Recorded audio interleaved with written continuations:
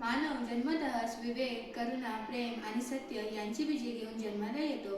परंतु जीवनातील संघर्ष, बाह्य आकर्षण, स्वार्थ यांमुळे अनेकदा ही मूल्ये दबली जातात. मानवताचा धर्म, आपल्यातील देवतेचे जागरण ही संकल्पना मानवाला बाह्य कर्मकांडापेक्षा अंतर्मुख होण्याची व स्वतःतील सद्गुण ओळखून त्यांचे आचरण करण्याची प्रेरणा देते. देवतेचे जागरण मूर्तीपूजा किंवा विधी नव्हे, तर आपल्या मूल्यांचे प्रत्यक्ष पालन होय. आपल्यातील देवत्व म्हणजे आपल्या अंतरात्म्यात वसलेली सत्सद विवेक बुद्धी, सत्य, अहिंसा, प्रेम, सहिष्णुता, करुणा आणि न्याय हेच म्हणजे देवता. जेव्हा मनुष्य लोभ, अहंकार, द्वेष आणि असत्य यांपासून दूर जाऊन विवेकाच्या मार्गाने चालतो, तेव्हा ही भावना जागृत होते. उपनिषदांतील तत्त्वमसी किंवा संत परंपरेतील अंतर्देव ही संकल्पना याच विचाराशी सुसंगत आहे. देव बाहेर शोधण्याऐवजी आत शोधण्याची ही शिकवण मानवाला खऱ्या अर्थाने श्रेष्ठ बनवते. मानवाचा खरा धर्म मानवतेचे पालन. कोणताही धर्म माणसाला माणूस बनवण्यासाठी असतो, परंतु बाह्य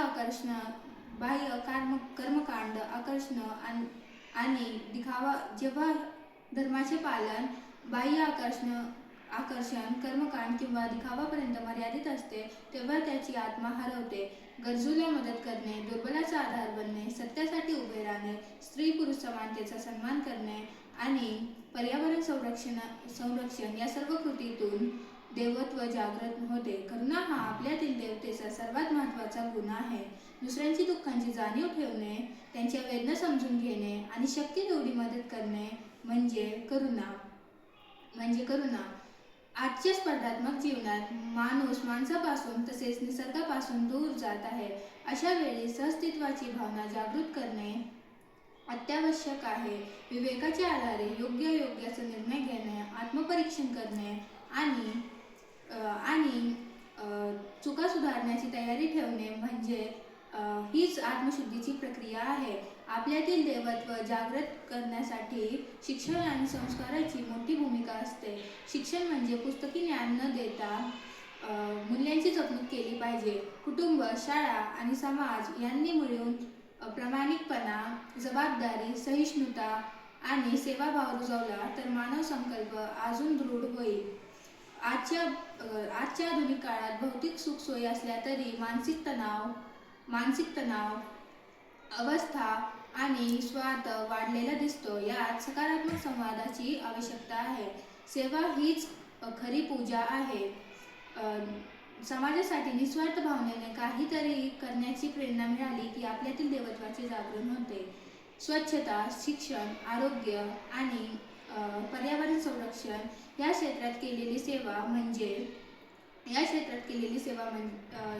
सेवा समाजाला बळकट बनवते.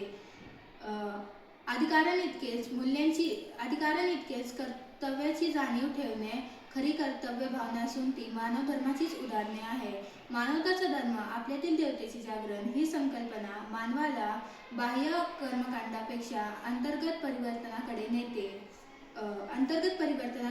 स्वतःतील सद्गुण ओळखून त्यांचे आचरण केल्यास तर व्यक्ती, समाज आणि राष्ट्र यांचा सर्वांगीण विकास होतो.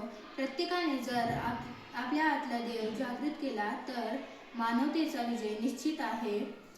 माणसाने माणसाशी माणुसकीने वागणे हीच खरी आणि शाश्वत धर्मपालन होय. धन्यवाद.